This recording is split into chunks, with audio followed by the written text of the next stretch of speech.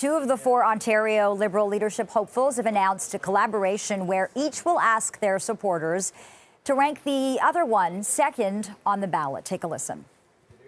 People have been asking me a lot lately, is beside marking myself as the #1 choice to become the leader of the party, who's going to be my second choice? And I've come to the conclusion that I will be voting for Nate as my second choice, and I will be encouraging my supporters to do the same as well. Nate tells me that he's come to the same conclusion when it comes to his second choice, and we thought, well, if we have made that decision, then we should be transparent about it.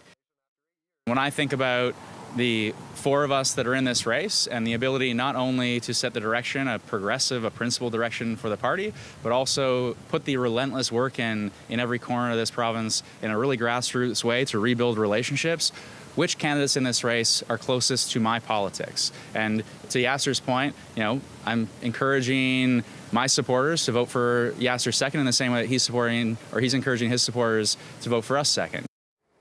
So Bonnie Crombie, who's also running for the Ontario Liberal leadership, has responded with a statement of her own, and that reads in part, "This race is about who is best positioned to hit the ground running immediately on December 3rd to keep grinding down Doug Ford and his government so we can beat them in 2026. She goes on to say, "I want Ontario Liberals to know I'm ready to do that, and my strategy is pretty clear. I want to be the first choice on the ballot. I'm confident that most Liberals will decide for themselves who their first choice is and who their second choice is. Most Liberals do not want to be told how to vote." So for more on this, I'm joined live now by Ontario Liberal leadership candidates Nate Erskine-Smith and Yasir Naqvi. It's good to see both of you. Thank you for joining us. Thank you. Okay, so this seems like a not so subtle dig at Bonnie Crombie. Mr. Naqvi, we'll begin with you. How is this deal going to work?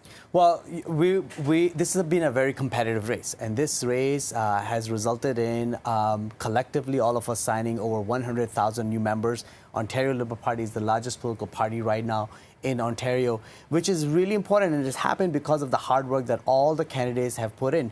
But now the decision is with the members of the party. The voting is happening in less than 2 weeks. It is a ranked ballot, and people will be marking their first, second, third, and fourth choice. And all of us, Nate and I, are running to win. I'm running to win this leadership and defeat Doug Ford in 2026. I know that I'm voting for myself as the first choice, but I, after a careful reflection, have also come to the conclusion that I'll be supporting Nate as my second choice, given our shared values, given our desire to rebuild our party, bring accountability back to Queen's Park, and also to champion Liberal values. I think either one of us will present a principled, pragmatic Liberal leadership. And once I made that decision, I want to be transparent about it because a lot of people are asking me as to who I think they should be marking a second ballot. And once I've made that decision, I wanted to make that clear. And when Nate and I chatted, he's come to the same conclusion as to his second choice, which is me.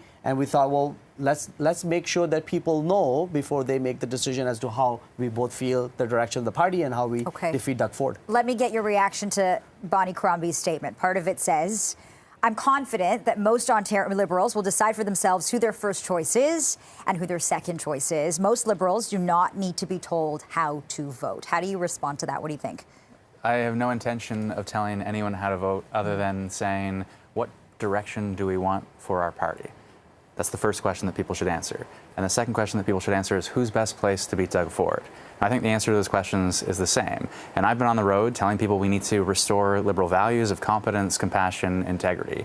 We need serious leadership on ideas to tackle the housing crisis, serious leadership on public health care and education. And more than anything, we need relentless hard work to rebuild strong local grassroots representation. And I can tell you, it's all about trust and relationships. I've been on the road with Yasir, and ultimately, we've earned the trust of one another. And when we think of rebuilding this party and rebuilding this party to rebuild our province, I hope to win. I know we can win the progressive primary. I'm also confident, though, that I can build this with Yasir in a serious way. So this isn't about telling, mandating, whipping votes. This is about encouraging supporters to say, I trust in Yasir with my second vote, and I encourage you to vote for him second as well. So why not have one of you drop out and throw your support behind the other? Would that be more effective? This is a very competitive race. No one is winning this leadership on the first ballot. That is absolutely clear. And I think it's more democratic that the members of the Ontario Liberal Party get to choose as to who should become the leader.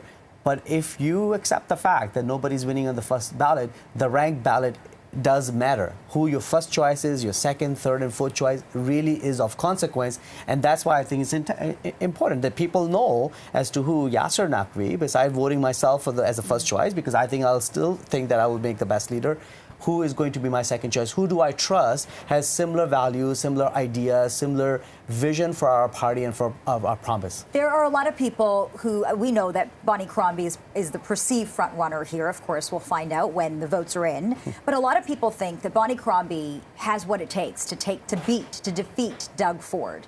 Is this not then about putting the party ahead of yourself as a candidate? Yeah, we should think about that question. Who is best placed to beat Doug Ford?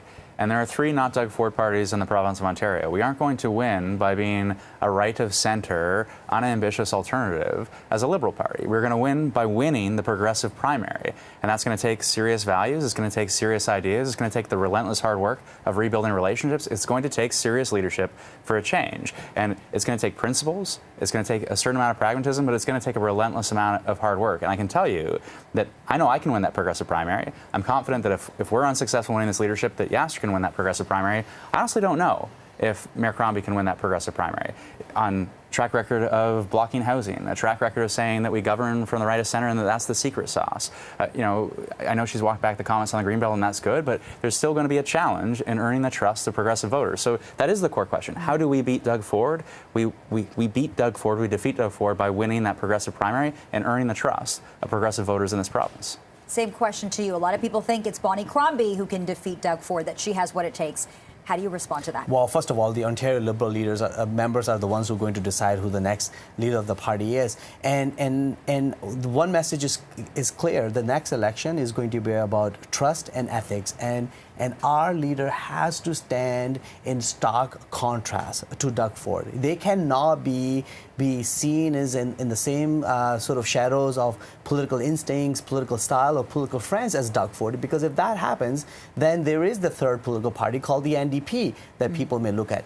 In order for us to earn the trust and respect of Ontarians again in the next election, our leader has to be trustworthy. Our leader not only needs to have good political experience, but they needs to have lived experience that people can see themselves reflected. And I think having principled, pragmatic, liberal leadership, the kind that Nate and I are offering in this race, is the best possible way to defeat Doug Ford in 2026. Look, I'll be frank here. Political desperation is a thing we've seen before, and there are people who may say this move makes you look weak as candidates. Your thoughts on that? So 10 years ago, I was in a competitive open nomination, and there was a perceived frontrunner.